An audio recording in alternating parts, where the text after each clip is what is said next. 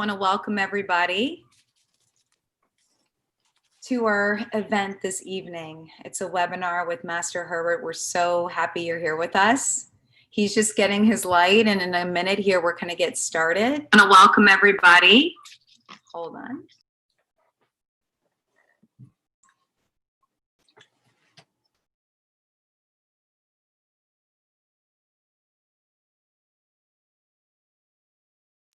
Okay. Just one more minute here and we will get started. Thank you so much for joining us. If you've just entered the space, we're so happy and honored that you're here with us this evening to share in this knowledge about martial arts with Master Herbert. So we will be getting started in just a moment here. And as I said before, if you just entered the space, he will be taking your questions. So there's a Q&A at the bottom and also a chat. You feel free to ask any questions in the chat or in the Q&A, and we will take your questions at the end. And we'll get started here in a minute. And also, if you're new to a webinar format on Zoom, obviously we don't see you, but we are still actively engaged and we know that you're present with us. So please feel free, as I said, to use the chat or the Q&A. All right, so we will get started now. Okay, welcome everyone. So I'm going to speak a little bit, and then we're going to have a nice time answering questions. Some of you have done martial arts before, and some of you probably haven't done any martial arts before. I have no idea what it is. So I'm going to cover a little bit of that just to start off. So first of all, what is the purpose of martial arts? The purpose of martial arts is to empower the individual. So when I say empower the individual, it means what? Number one, physical fitness. Number two, mental fitness. Number three, emotional fitness. And number four, spiritual fitness. So physical fitness, we know what that's about. So what's mental fitness?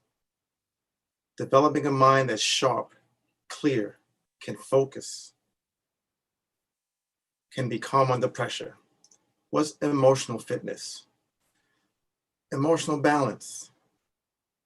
Someone who has emotional fitness does not get turned upside down easily. Someone who is emotionally not well gets turned upside down very easily. And what's spiritual fitness? Meaning that you're doing the right things, you're following the right path. You have a good moral code.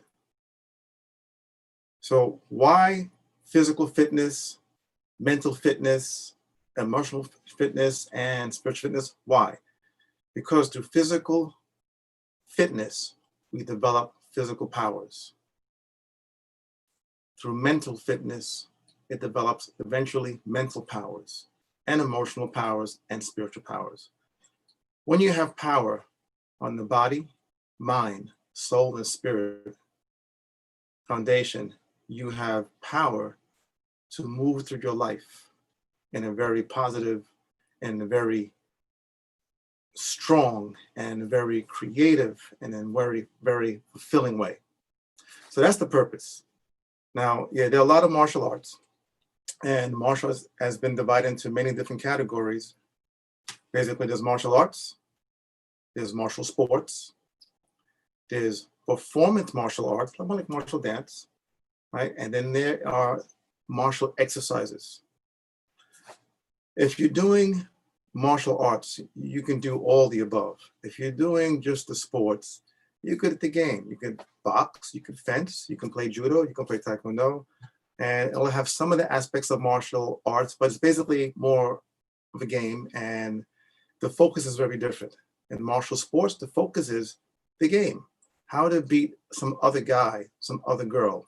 Martial arts, the focus is how to beat yourself, how to be better, how to improve yourself. Not to be better than that guy over there, but to be better than this guy that you see in the mirror all the time. Not better than that woman out there, but the woman you see every day.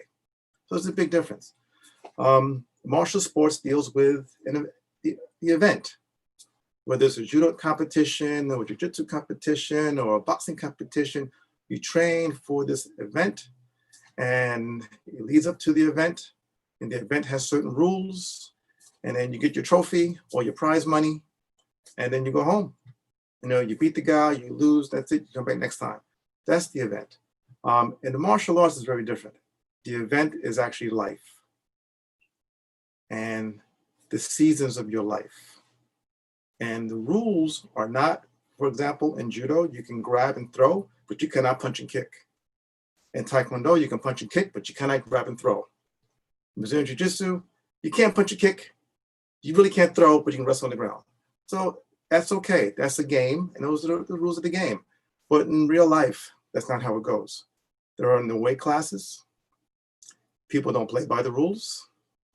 There's no referee to keep things in order. You know, because there's no weight class, it doesn't matter how big or small you are or how many of the opponents there are. It's a different game. And if you lose that game, you could lose your life. So the mindset of the martial artist is very different than the mindset than the athlete that plays the sports. However, the punching, kicking, throwing, knockdown, draw, all that stuff, that is not the primary focus of the real martial artist. Yes, we train really hard.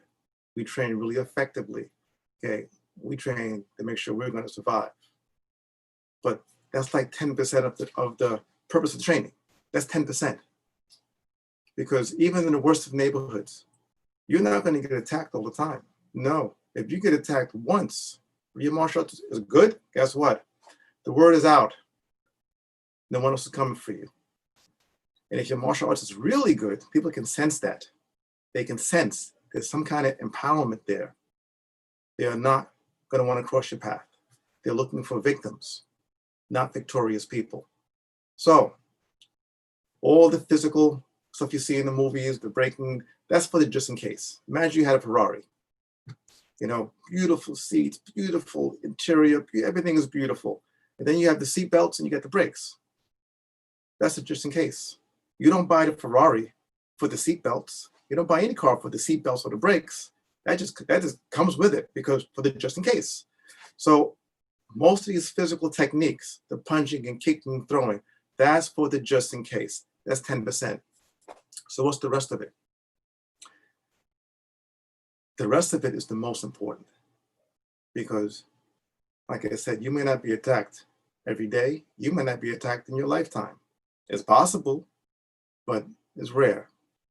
I've known one person that was attacked 3 times in the last, I've known in the last 47 years of teaching martial arts. Woman told me she was attacked 3 times. After training, not attacked anymore. So that's rare. And most people will never be attacked, but that's possible. But every day, you will have to face certain things. It may be racism. It may be sexism. It may be classism. It may be just straight out hatred. You may have to face the unknown every time you step out of your door. There's so many things out there that you have to face and deal with. It's just the basic wear and tear and stress of life. So your martial arts is supposed to help you with that. That's the most important. Because every day you get out of your bed, you go out into the world, you have to make it through your whole day. So now you can make it through your day scared. You can make it through your day tense. Or you can make it through your day confident. There's a big difference. It changes how you're living. It changes how you're living in here and in here. You're going to be out there anyway. Martial arts gives you the opportunity to choose how you're going to be when you go out there, no matter what you're doing. Some people are going out there, they're going to be a waitress, they're going to work. Another person's an accountant, he's going to be doing accounting. Another person, hey, he's going to be a police officer. So that's what they're doing. But the difference between doing and being are night and day. They go hand in hand like yin and yang, but the opposites. It's who you're being that makes the difference for how you're feeling and how things are going to go. So martial arts training is about developing your being and feeling comfortable in your being. So now, when we say martial arts, And that's a very large generic term. And these days, there's a lot of confusion in martial arts. Many are striving to follow the sports and become more like sports. So I don't want to confuse anyone, because you may get motivated and go like, hey, there's a school around the corner from me. You want to make sure that, number one, the principles that they're teaching are the principles that are in alignment with your personality, your character, your values, your life. That is the key. So that's most important. So now, what is the purpose of martial arts for, like, children? Or what do children get out of martial arts? Or what's important in martial arts for children? The first thing is this: self-awareness. It's amazing how many kids by age 8 and some by 12 that are not self-aware. Martial arts training from a very early age, you become self-aware. Next thing is this: developing a powerful self-image, a strong self-image. Because as we all understand, most of you are holistic healthcare workers, so you understand that how important self-image is for a child, for anyone. How a child sees themselves will affect how they respond to life, and how they respond to life will affect how life responds back to them. A child with low self-image has low self-esteem. And when you have low self-esteem, you hold your body in a certain position. You give the signals. You don't look people in the eye. You don't raise your hand in class. You hide out. And when you do that, what happens? The teachers don't notice you as much. What happens? The bullies do. So self-image and self-esteem are key, essential keys for a healthy and powerful development of the child. Because with that also comes self-respect. And you can look out there today, and you can look at the teens coming out of the high schools and then the train stations. You look at them and you can tell who has self-respect, who has good self-esteem, who has a good self-image, and you can tell who doesn't. It's clear as day. And based on their level of self-respect, self-esteem, self-image, their life's course has already been plotted. They're on their way to their destiny. Because by the time they're 15, it's practically a done deal. By the time a child is 8 years old, they have 80% of their character, their personality. By the time they're 8. So by the time they're 12, they're very well on their way. If they're a sweet child, they're going to be sweet all their life. If they got some issues, it may follow them a long way. So another important benefit is this also, is belief in oneself. So many kids today do not have confidence or belief in themselves. Just think about that. What a difference does that make in school when you believe in yourself and you have confidence? When you do your homework, even when you're listening to the teacher, children without self-confidence, without belief in themselves, the teacher's talking, but in the back of their head, this was running. This is hard. I can't learn this. I'm not smart enough. That's what's actually running. And it doesn't matter what the teacher does, right? Until they clear that, it won't make any difference, right? So martial arts training is about developing that also, because these are some of the most important tools for life, And once you have that, you can develop something else we call mental toughness. What's mental toughness? This is a really hard problem, but I can stick it out. My piano is really complicated, but I can stick it out. I'm trying to play cello, but the strings, but I can stick it out. It's hard, but I got mental toughness, so I don't quit. I don't have a give in, give out, give up character trait. And that's what a lot of kids develop. They learn this, by the way, because when the child comes into the world, they begin to learn what is the easy way, what's the hard way. And it's just natural to choose the easy way. The parents do the best they can to teach them the right way. But sometimes it ends up a serious tug of war and battle, especially as they get older, because why? They learn all the openings, how to get around you. They learn, okay, if I just wait 2 more hours, I'll wear mom and dad down. They learn this. So the big plus about martial arts is this. You send your child to the martial arts master and he puts the stick on them and he and then they're more willing and happy to listen to mom and dad. That's actually that's the real thing in Korea, by the way. The 3 most important people: your mother, your father, and your saponim, your martial arts master. Because the master can take it to a place where sometimes the parents can't. Because then you have this scarring between father and son, or mother and daughter, or mother and father. Whereas if the master does it, right, the mom and dad can come save him. And they go, okay, I'm going to listen to mom and dad because they're right.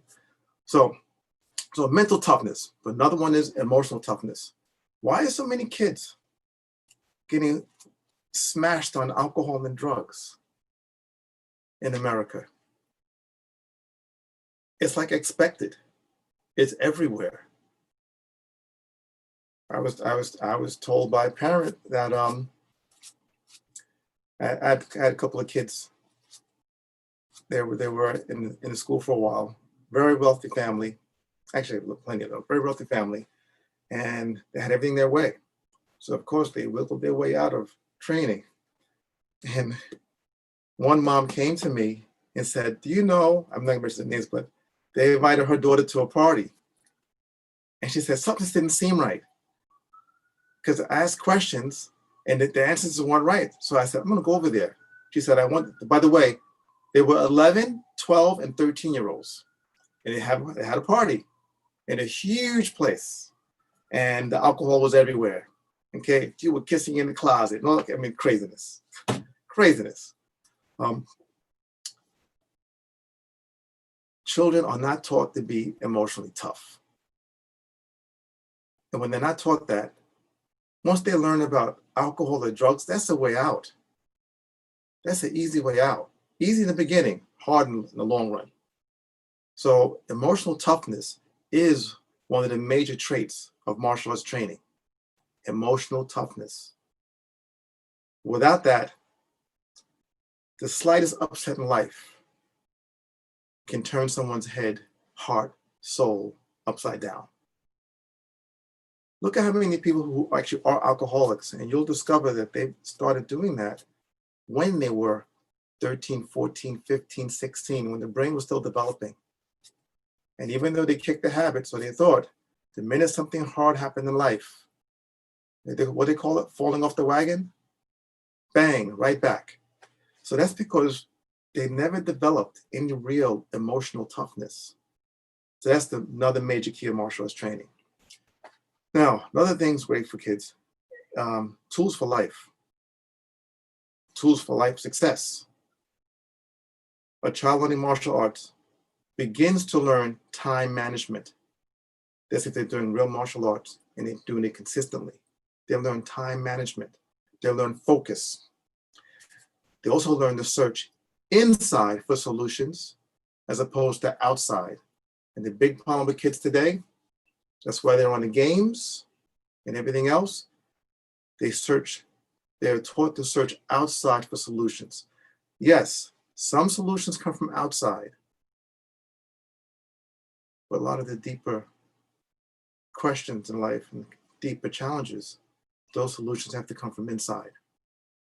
So these are tools that unfortunately are not taught in school, but they should be. If they were taught in school, we'd have a different society. We'd have kids that were really upset when the school year ended. It wouldn't be like, school's out, yes! It'd be like, oh no, for 3 months, no, school, what am I gonna do? Then you can hand it, here's a biology book, just get a head start here. But yes, that's how it is. So now, what about adults? So you know, you're 25, you're 35, you're 45, like a lot of my people in the 50s and 60s, you're a done deal. You are, look, you got what you got, and you're here where you are. And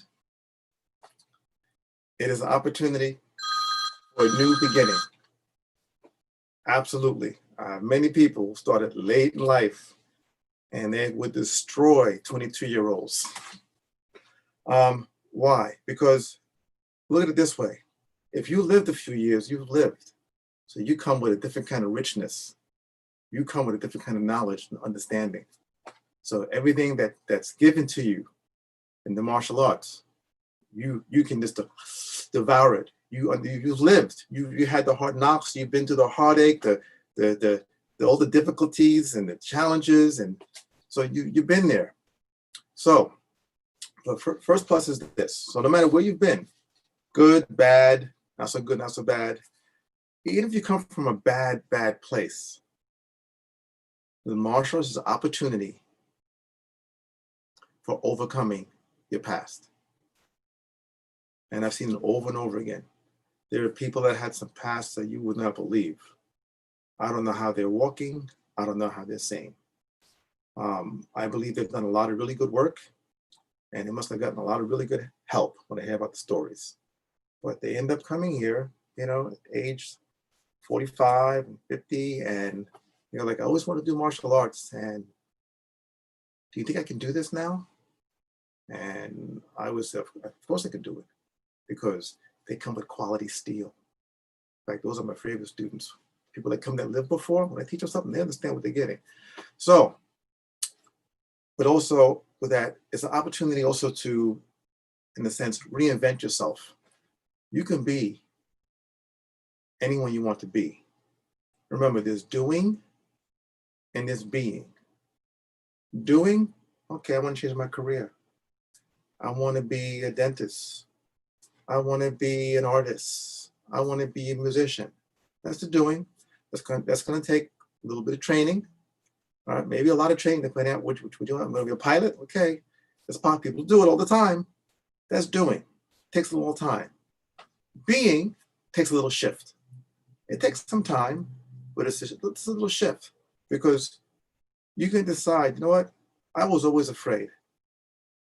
I want to be courageous. I want to be calm. I want to be focused. And it's just a matter of, okay, start being that. And it's like saying, I want to have more balance. Okay. We put a plank across the floor and you start walking it, and yeah, you're going to fall off. You keep walking it, you're going to get better and better and better. And before you know it, your balance has improved a lot. So the same thing. I want to be courageous. I want to be more loving. I want to be whatever you want to be. It's a matter of just starting to do, because doing leads into being, and being leads into better doing.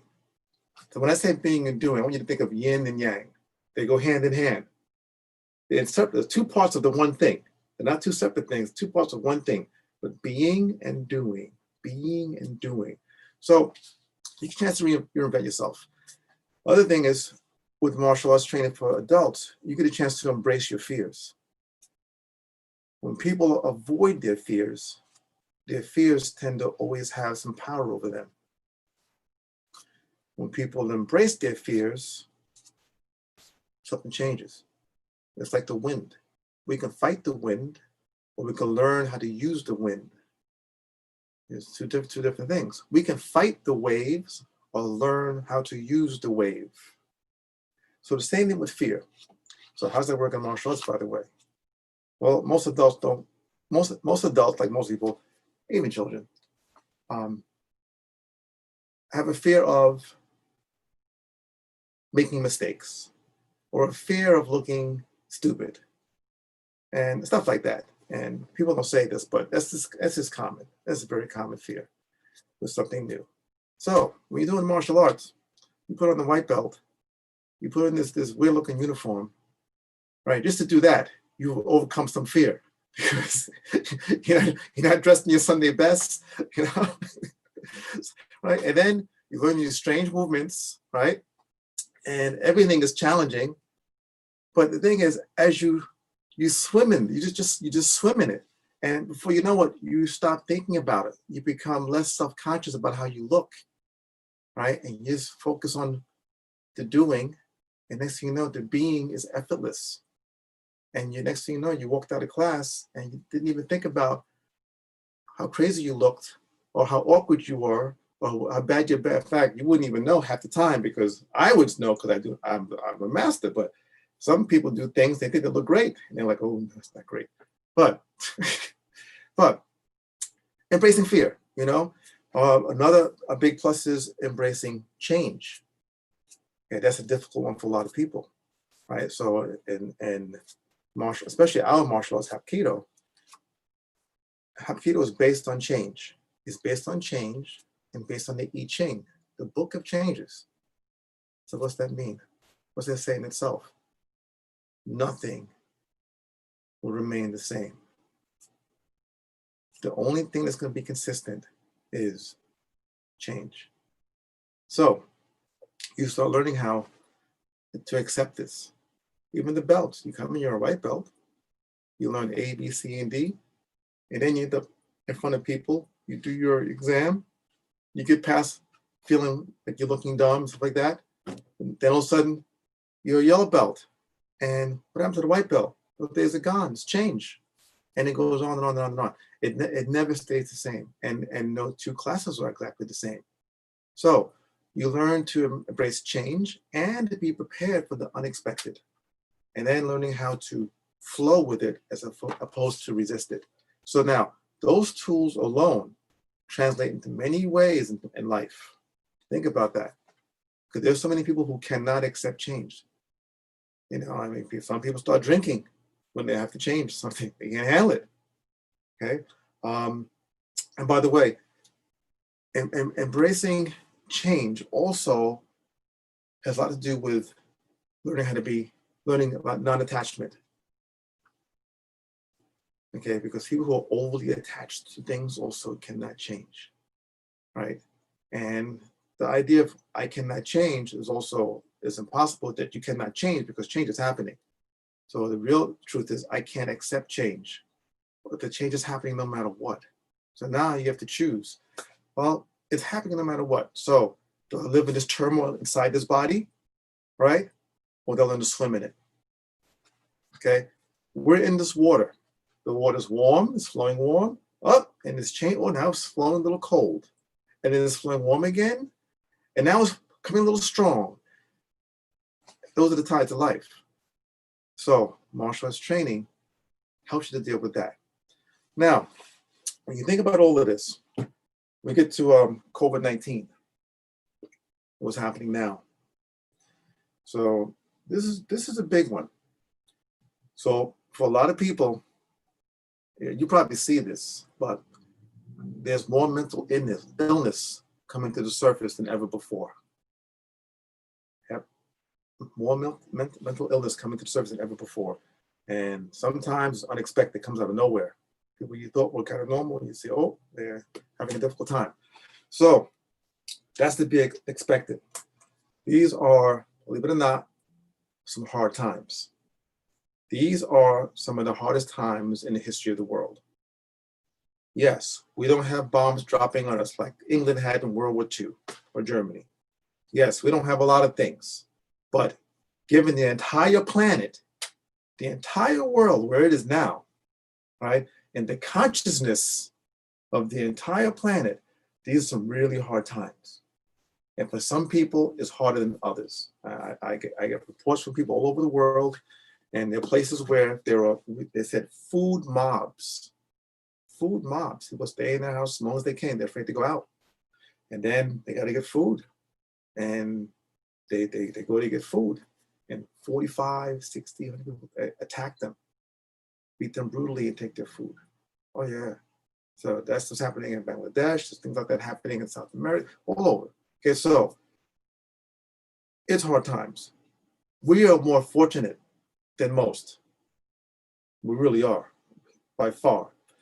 But it's still difficult because why? People wake up and all they hear is death is out there. Death is out there. You can't see it. It's invisible. It can come from anywhere at any time. So what's this do to a person's psyche? What's it do to their body? All the time, there's this undercurrent of fear. All the time. So there is this undercurrent and you can feel it. So now, for some, it has a very powerful, strong effect.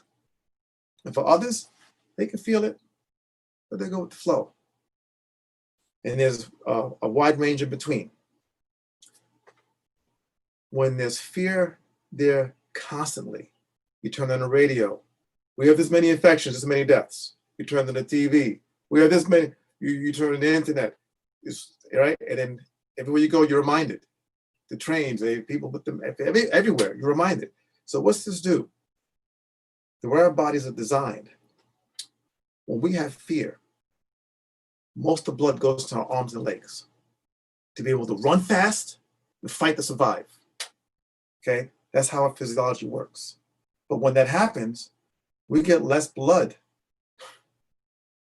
for the higher functions, less energy for the higher functions, rational thinking. By the way, when fear goes up, rationality goes down. Just look at history. When fear rises, intellect, logic, rationality goes down. But also, your immune system, a lot of you know this, a person under constant fear, right? Their immune system is dropping constantly. In fact, many people, they're making themselves more vulnerable to the very thing that they're afraid of because they carry the fear with them. So it's crucial to be able to, I wouldn't say combat the fear, but to allow it to flow. It's there, you can't deny it, but let it come in and let it go out. Let it come through you and pass and let it go. The problem is when people hold on to it and then it builds up and builds up and builds up, right? And eventually, and then it builds up, something's gonna go wrong, right? Because fear is like, look, radiation. You can have acute radiation poisoning, powerful gamma rays right away, bang, and you'll be dead in 2 hours. Or you can have slow radiation poisoning, and then after 6 months, you're dying. So with fear, people have been known to have heart attacks and they drop dead. Bang, acute fear. But then there's the other side. Constant. And then something happens. They get some crazy illness that they should not have had. They have a stroke. All the tension that was constant building up. So fear is the real virus. We need to be careful about. That's the real virus. So in COVID-19, you got to deal with the fear. You got to keep your mind rational. You got to have a set practice. I talk about having a profound personal practice. A lot of you know about this because you're all health practitioners. So you know how important it is to have your personal practice. Most people don't know that, understand that, or have that. So what do they have? They have mass media leading them everywhere, programming their minds, affecting their heart and souls, affecting their body, affecting all their actions and interactions, everything. They have nothing. I feel sorry for them. But a profound personal practice, something as simple as get up in the morning, say your prayers, give thanks to all your teachers, the ones that are here today, the ones that you may have known from second grade, passed on, and also give thanks for the ones that are coming in the future. Then have 5 minutes of meditation. There's a personal practice that changes somebody's day.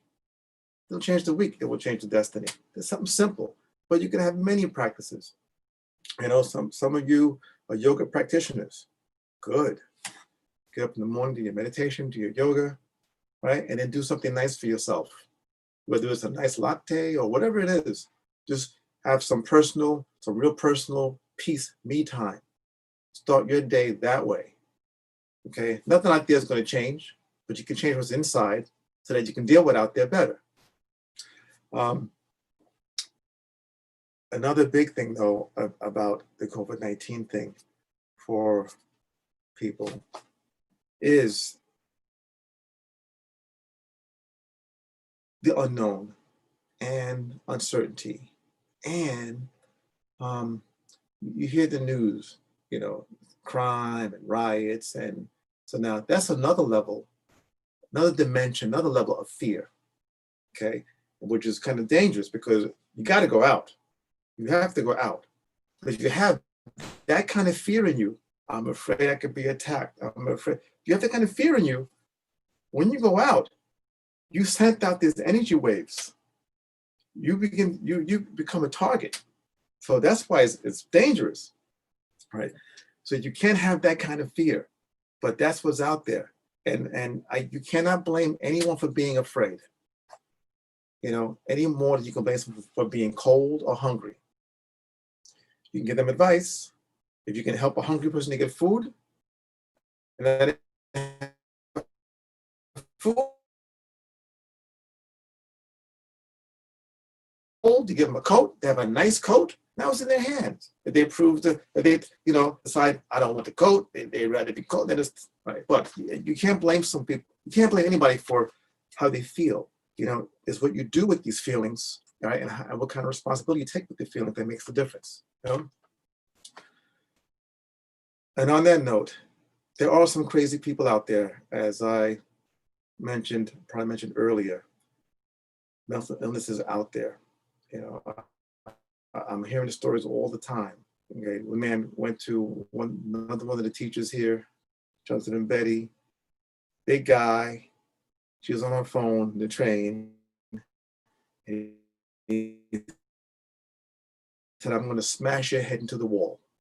And she looked, and the guy wasn't even wearing shoes. Oh, it was crazy out there. I had a crazy come at me in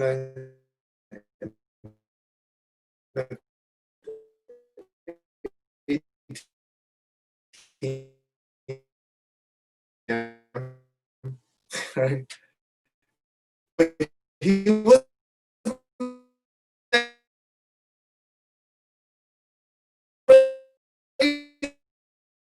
crazy because he zoomed out. Not that crazy, but anyway, that's what's out there. Well, that was dark earlier.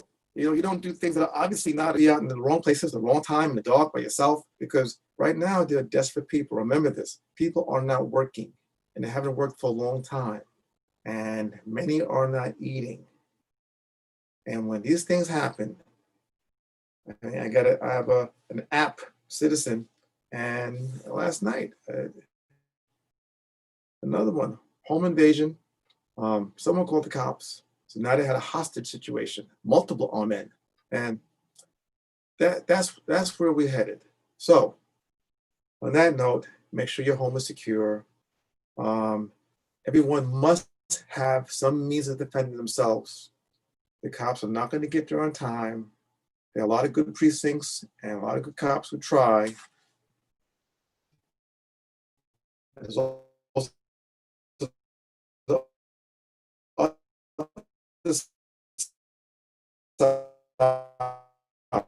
side.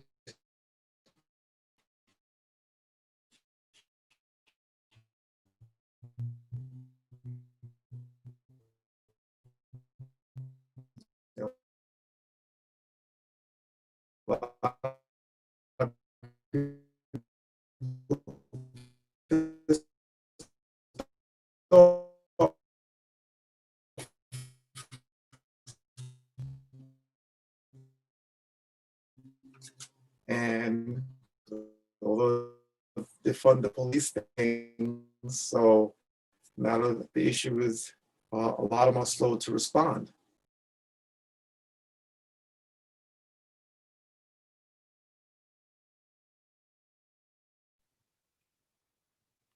Hi, everyone. It looks like We had one of those Zoom moments.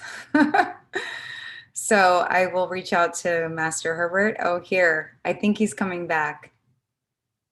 Hold on.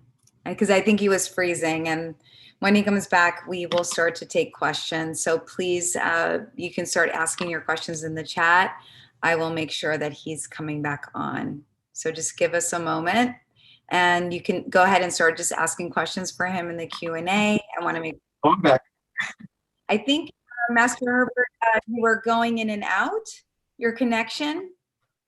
I don't know if you can hear me, but you were frozen. And so I don't know if you want to go Oh, back out and come back. okay. That's all right. Can you hear me? We can't see you on video. Can you hear me? We can hear you now. Yes. Okay. Can you see me now? Froze and we can't see you. So I don't know if your video is on. You're trying to have your Yeah. It's on. I can't see you. That's weird. Oh, okay. I can't see you. I can see me. Now, what about now? No, we just can hear you. It looks like your video is turned off. I want to turn it off. Then on again. One. And what about now? No. It may be that you have to go out and come back. Just go out and come back, and we'll wait a moment for you, and we'll make sure we have time for questions when. Oh, here we go. Here you are. I don't think they like the idea I said about the police and the funding and. Oh, it's okay. There's so much going on right now. I think maybe they typed up my computer. Oh, he's going there. You think I'm joking? Well, I would really just love to open it up now. Yeah, let's do that. With Okay. you for questions, since we have about 20 minutes or so left. I just wanted to open it up if anyone had any specific questions for you. Now that you're back, we're so happy you were able to come back on with us. And while we're waiting, sometimes it takes a moment for the questions to come in. I would just love to hear from you what really got you interested in martial arts yourself, just a little bit more about your background. We have your bio and everyone's read all of your accomplishments and who you've studied with. But I'm just curious if you could just share with everyone what really got you interested and motivated to try martial arts yourself.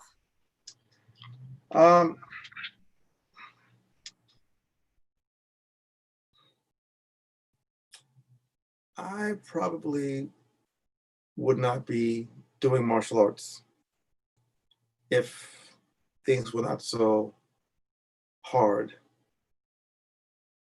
and challenging and dangerous when I was growing up. And if my older brothers didn't prove to me that I couldn't defend myself. And then I said, I get my friends and they beat me and my friends up. So I came up in the time, there was a lot of gangs, you know, I was young and there was a lot of violence and a lot of drugs. I mean, all the bad stuff. I mean, a lot of people I grew up with a lot of good guys and a lot of them ended up being really bad guys. I mean, really bad, like shooting their dads 14 times and every kind of crime you can imagine. So I grew up with some bad people. I was very young and a lot of them a lot older. When I was 12, I hung out with guys that were 16 and 18 and 22, right? Because a lot of them had the mindset of a 12-year-old child, honestly, when I look back. So it was very difficult times, but I decided to really train because I wanted to be able to hurt somebody. I was a victim of lots of violence and I had a lot of anger, but I didn't care about living or dying. So I wanted to make sure I could hurt somebody. And then I thought about if I could hurt more people, it's even better.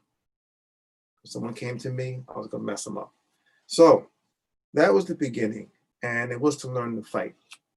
But quickly, I would say after even maybe less than a year of training, I realized that was wrong. And I realized that was not my nature and that the environment was taking me a certain direction and that I became this thing in order to survive in that environment. And I became drawn to religion and philosophy. And a friend of mine, Phil Harris, in fact, I still have the book. He gave me a book, Kung Fu Meditations. And I would read this book. And it was like sayings of Lao Tzu and stuff like that. I'd read this book, but I had to do it like in secret. And I literally went into the closet.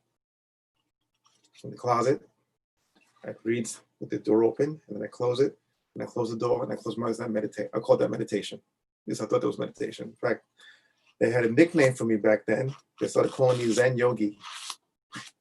Yeah, because I just started to move away from the things that the other boys were involved in and like to do. It just didn't make sense to drink. I got drunk twice, very young age. Yep, the first time was interesting as I passed out. The second time, I got drunk. I ended up in a fight, and I learned really quickly that you don't have good control when you're drunk. So that was the last time drinking. I've been in clubhouses where the drugs went from right to my left and left to my right. I never partaked because I wouldn't do anything that was going to affect my mind or my balance or my judgment. So I was lucky in that sense. But you know, as you get older, you start seeing life differently. So by age 13, 14, there were a lot of deaths. In fact, when I turned 18, I was a little bit in shock. I was in shock. I did not expect to be alive. Didn't make sense. I was like, what do I do now? Yeah. So that's a longer story, but I want to get time for the questions and answers. But basically, you know, my martial arts training, it started from a really dark place. And then I went to the closet. And from there, I started seeing the light. And it just kept shifting. And I kept finding the right teachers. It's really kind of, I look at my martial arts path, it's really incredible how the teachers were lined up, how they all taught the right thing. They taught things that didn't make sense to me at the time, about thinking about the future, and your health is important, and respect, you know, and who you're going to be by this age. And things that just they didn't make sense to me, you know, because you're young. You know, you have the streets. Look at the streets. I look at the teens in the streets. I'm like, look, I was the same as those teens. You know, I didn't have my pants down to my butt because they would get my butt beaten probably, but and I didn't have that kind of filthy mouth. But I look at them. I'm like, you know, I know where they're coming from. You know, I know where they're coming from. You know, I started out in the Fort Greene projects, and there were so many people who are no longer here. So it came from a dark place, ended up to where I am now. But that's a long journey, so that's not enough time for that. But that's a little bit okay. I So think hearing that is just inspiring to hear how you can transform your life. And you from hurting people, who just wanted to hurt people, to now just want to help people. You know, for just yin and yang. Yeah. So you do have a couple of questions. The first one is, if someone wants to become a martial artist, where should one start and which modality? You know, I ask that question all the time now because I see what's out here. It's really confusing. You know, once it became an industry, things changed rapidly. So first thing is this: you have to know yourself. And you have to know, what do you want? That's one part. And the second part is, what do you need?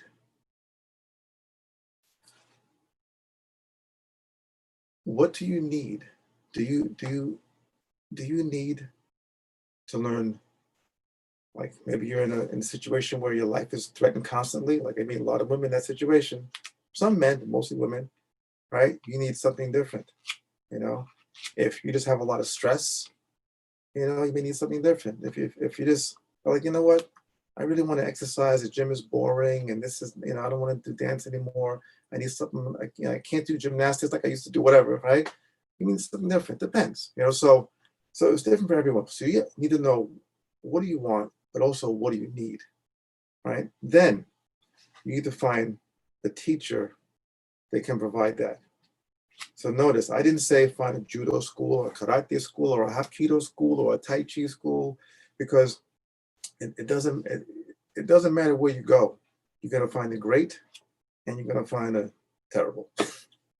And I mean the great, and I mean the terrible.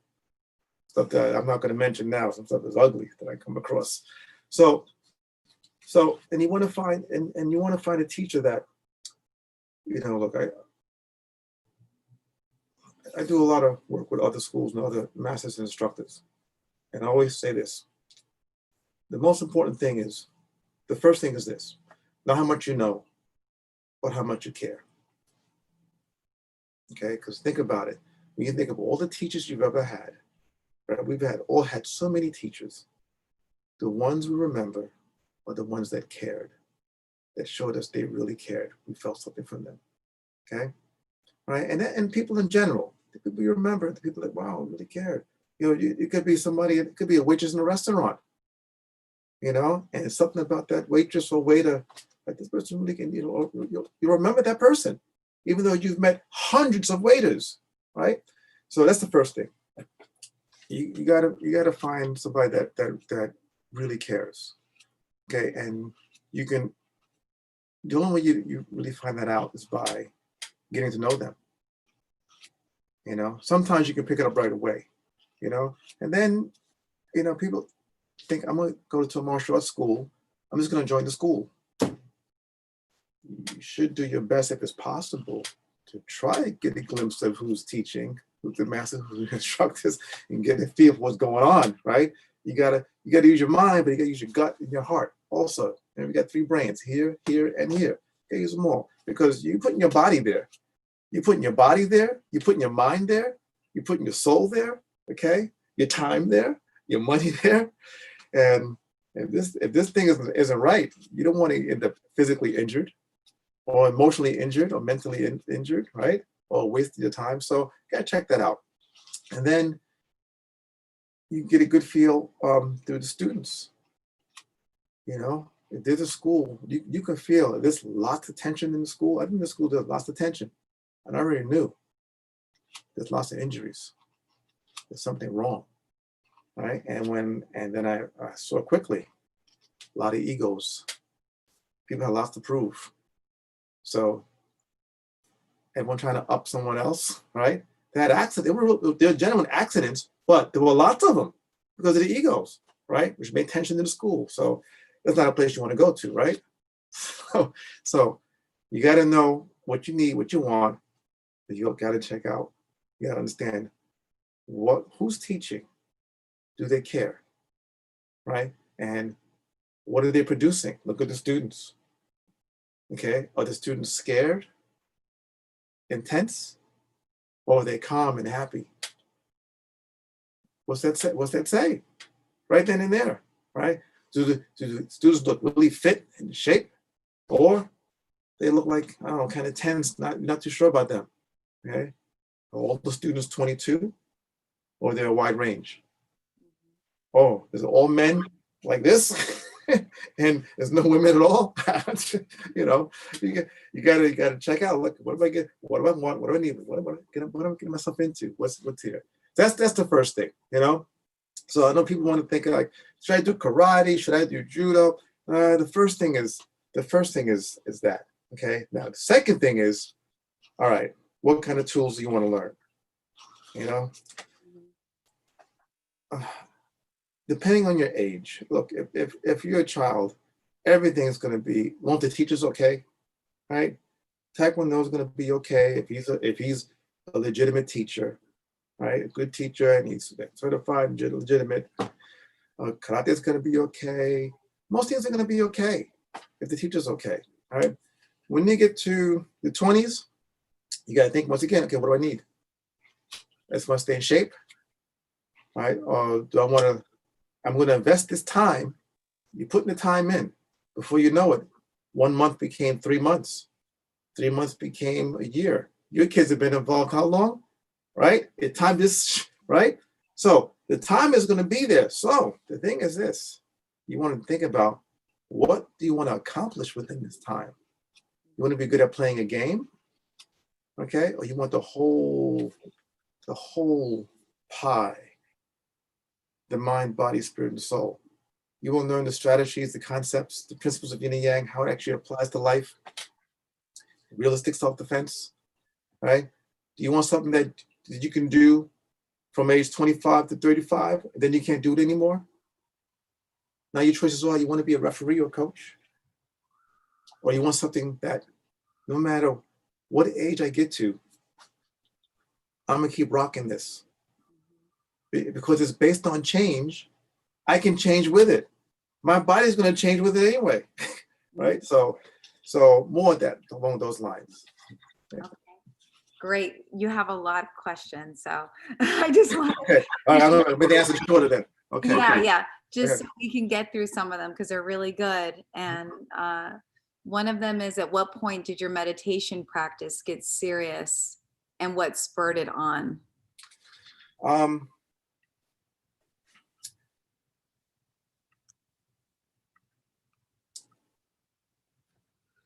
you know, so I was always searching for the meaning of life, because it didn't make sense. The stuff that I saw on TV and the movies was not what was happening around me. Okay. Um, so that brought me to number one. By age 14, I had 7 different Bibles, 7 different Bibles. I drove a Witness Bible, I had Mormon Bible. I think I should get from Mormon Spring into my house, because I was searching, and one of my best teachers was with the Nation of Islam. I did a lot of learning with him. Some of you may know Nichiren Daishonin's Buddhism, right? The Gahanza, the Myoko, Yo-Ho, Rengekyo, Hoben Pandai, Nini, Jesus, some of you may know that because it's popular in New York, in America. So I was a Buddhist for many years, but it was when I gave up that my meditation practice got really serious, when I just stopped believing in everyone, because I just discovered, I did the research, I look at what the popes did, who they were, Pope Innocent, and I looked at the real history of the Catholic Church, and which my family was big in at the time, by the way. I looked at, I started really looking at, how Islam spread, how many people died, and I did the research that people don't do. Muhammad killed a slave with a bow and arrow because he touched the wrong thing. It's in the Quran. So basically, I kind of gave up all that because none of it made sense. None of the religions made sense, and I just went inside on one level because I was grieving. Right? I had lost people who died, and it didn't seem to be much opening or opportunity for anything different in life. And I was even wondering, why live? So it was once again a dark place, and I just avoided most people, and that's when the nickname Zen Yogi really stuck, because they couldn't get to me. Back then it was a big thing. The boys would find Playboy magazines, right? That the dad had stashed something like that, and it was like all the boys went wild over it, and wasn't interested at all. So that started it. I think I might have been in the 10th grade, no, 11th grade, and strange thing is, something happened. I got pulled out of high school and ended up going right to college. I did my 12th grade in college because I would have killed somebody in high school at that time. It was such bad things happening. Oh yeah.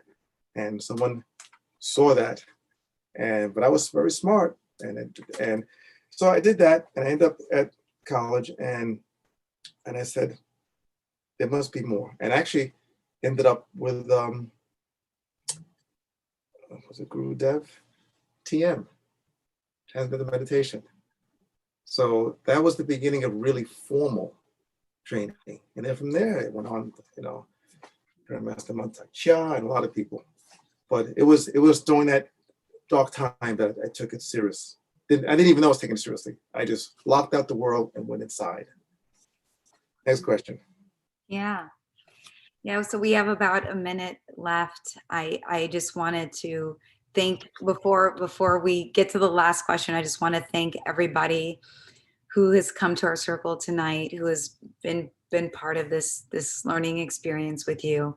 And I really want to thank Master Herbert so much for giving his time so generously to us. And I just wanted to make sure that everybody knows to just know where to find him.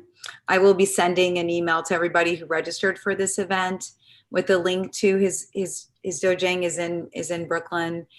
He has been teaching so many people over decades, and he is really well known in the martial arts world. So I want to be sure that people can find you and find your school. So I want everyone to be registered. They'll be getting that information from me. And again, there's a Rise Up fundraiser that's happening for his dojang with COVID-19. Obviously, we know this has been a very challenging time. So part of the motivation and inspiration for this event is to help support his work and the work that he's done with so many over the years.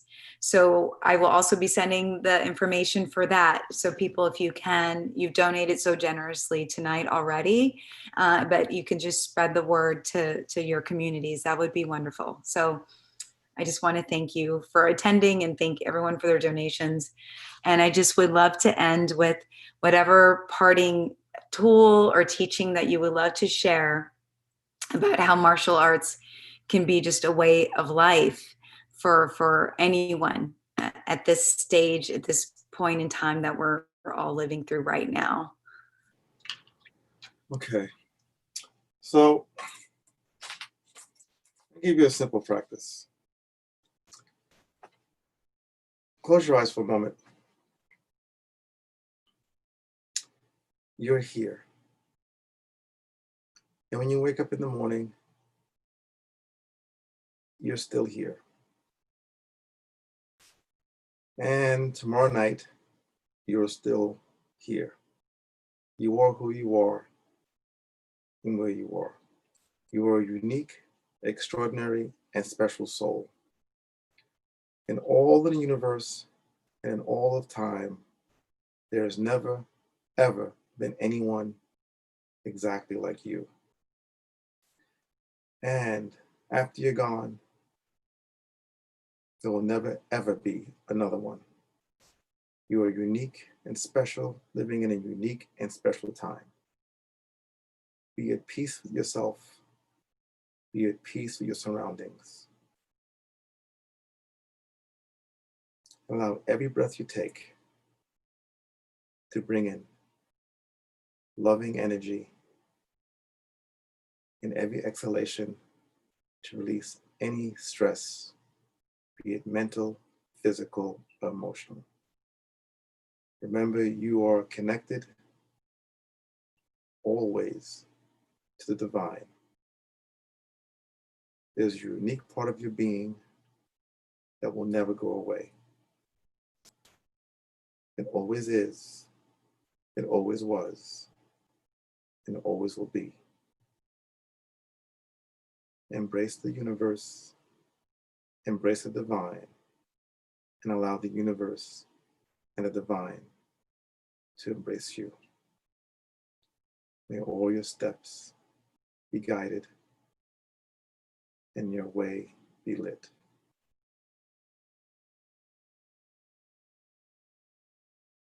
Till next time. Thank you. That was so beautiful. Thank you so much. And thank you everyone for coming tonight. Stay well. And thank you, Master Herbert, so much. See you, Jennifer. So remember what I said earlier. We'll talk soon, okay? Let me know if something comes up. We'll make that happen. All All right. right. Thank Bye. you so much. Thank you. Have a beautiful evening, everybody. Stay well. Thank you.